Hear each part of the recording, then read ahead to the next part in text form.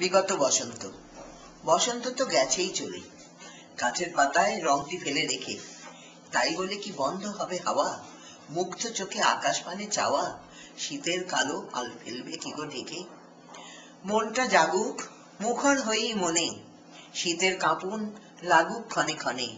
সকল অঙ্গ ভরিয়ে দিয়ে আজ, ঝরিয়ে দিয়ে বসন্তেরই সাজ, মধুর ধুলি উঠুক পথের থেকে। কার উঠানে শিরিষ শাখার গান আজও আমায় ভরিয়ে তোলে প্রাণ। অঙ্গীকারহীন কোন জীবনের ভারে, ব্রাত্য এ মন শুধুই ঘুরে মরে, কাউকে খুঁজে ফিরছে থেকে থেকে। বসন্ত তো গেছেই চলে, বা গাছের পাতায় রংটি ফেলে রেখে। 93 সালে লেখা, যে বসন্ত তো অপূরত হচ্ছে। আর তুমি এতদিন ধরে এত কবিতা লিখেছো? আরো অনেক কোথায় হারিয়ে হারিয়ে গেছে বহু কবিতা। দেখ, অনেক ছবি হারিয়ে ফেলি, এগুলো সব 94 লেখা। গাঢ় কুয়াশায় যেমন হারাই তোমার আলোর ইশারা নিজের ঘরে পৌঁছবার আগেই। অনেক কবিতা হারিয়ে যায়, আধ ফোটা ফুলের পাপড়ি ছড়িয়ে যায় যেমন পথে ফুলের সাজি ভরবার আগেই। অনেক পাওয়া যায় ফুরিয়ে, পাকা ফসলের স্তূপের তলায়, পিষ্ট সবুজ ঘন ঘাসের বনে হাওয়ার গন্ধ বিলোবার আগেই। আবার অনেক চাওয়া খুঁজে পাই পরিণত এ প্রাণ শান্ত প্রহরে তোমার কাছে, তুমি আমাকে পূর্ণ করে দেবার আগেই। হারিয়ে গিয়েও তো সব ফিরে আসে, জড়িয়ে থাকে স্মৃতি সত্তায়। যা কিছু ছুঁয়ে আছে তোমাকে, সূর্য সৌরভ যেমন ছুঁয়ে থাকে মাটি, পাই তোমার উত্তাপ স্পর্শ করবার আগেই। এটা খানিকটা বাবা। আচ্ছা, আর একটা কবিতা দেখ, এটা লিখেছিলাম ইয়েকে দেখে, কিন্তু এটাই বাবার জীবনে ঘটলো। অবশ্য আমার জীবনে ঘটবে কিনা জানি না, হয়তো ঘটবে, কেননা সব তো তোমরা দূরে দূরে। তবু মনে হলো এই যে হিম ঘরে রাখা হয় সেইটা মনে করে লিখেছিলাম, মুক্তি। এটা কবে কবে লিখেছিলি? এটা লিখেছিলাম 99 সালে। 99 সালে টুটুলের ভাসুর মারা গেলেন, তখন তাকে হিমঘরে রাখা হলো, ছেড়ে আসবে বলে 3 দিন। জামাই বাবু মারা গেলেন, তাকে রাখা হলো। এইগুলো একটা রিয়াকশন হয়েছিল। তাতে লিখেছিলাম, আমাকে রেখো না কোনো অন্ধ হিম ঘরে, শুইয়ে দাও নিঃশব্দে ঘাসের উপরে। আজন্ম লালিত ঘর মৃত্তিকা আমার, ছুঁয়ে ছুঁয়ে যেতে দাও ঘন অন্ধকার।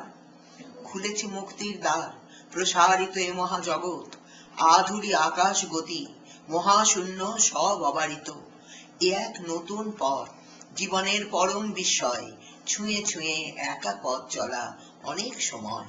ভার মুক্ত শুদ্ধ সূক্ষ্ম তনু, ধীর অবকাশ, কোন হিম ঘর নয়, মোহহীন অনন্ত উদ্ভাস। বাহ, খুব সুন্দর কবিতাটা, খুব সুন্দর। কিন্তু সেই থাকতেই হবে হিমঘরে। এই কবিতাটা খুব সুন্দর। হয়তো রাজা এলো না, রাজার জন্য এরা অপেক্ষা করবে, তুমি তো বাঁচতেই হয়তো পারবে না। সুতরাং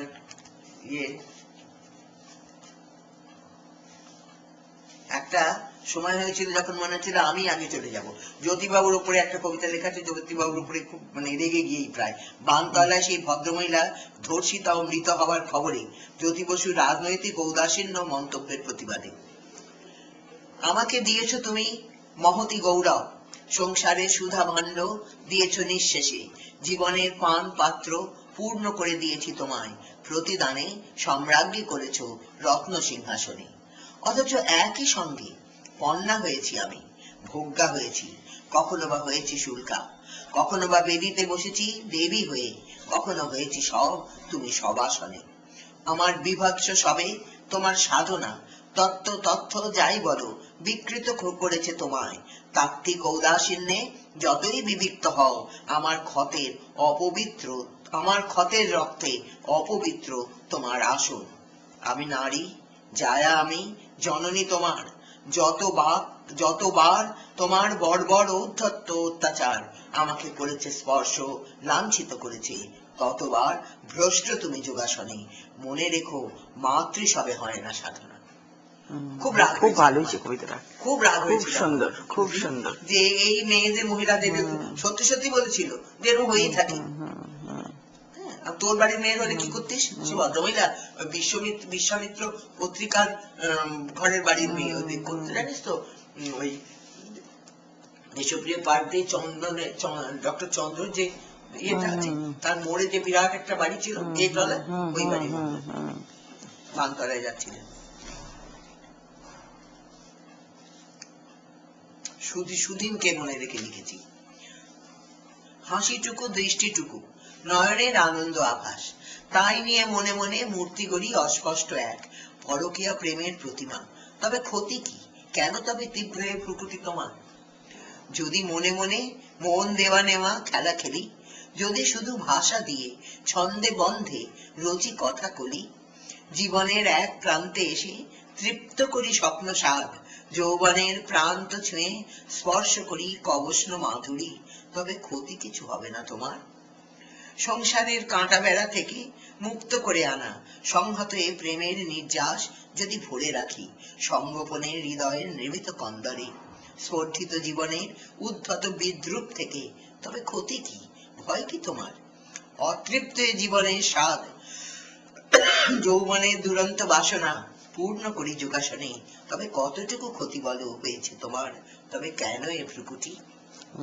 পরকীয়ার উপর সুদিন থেকে অনেক দূরে চলে গেছি, সুদিনকে নিয়ে অনেক কথাবার্তা হতো, তো তা পরকীয়া যেটা, সে পরকীয়াটাতে যদি মনে মনে এখানে এসে দাঁড়িয়ে অতৃপ্ত এই জীবনের স্বাদ যৌবনের দুরন্ত বাসনা পূর্ণ করি যোগাসনে, যোগাসন যদি থাকে তাহলে ক্ষতি নেই, তার তো ক্ষতি নেই। সেইখানে তার লোকে যাচ্ছে না, ওকে ধরে এটা বেরোতে গিয়ে দেখলাম এইখানে চলে গেছি।